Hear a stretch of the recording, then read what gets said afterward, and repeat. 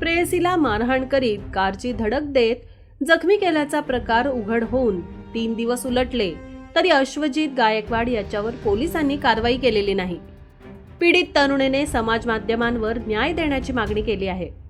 कासार वडवली पोलिसांनी अश्वजित याच्यासह 3 जणांविरोधात गुन्हा दाखल केला आहे। घोडबंदर वाघबीड भागात ही 26 वर्षीय पीडित तरुणी राहते।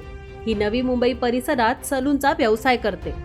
अश्वजित गायकवाड सोबत गेल्या 4.5 वर्षांपासून आपले प्रेमसंबंध असल्याचा दावा तिने केला।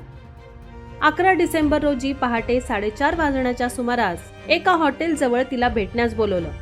तिथे गेल्यावर तो बोलला नाही।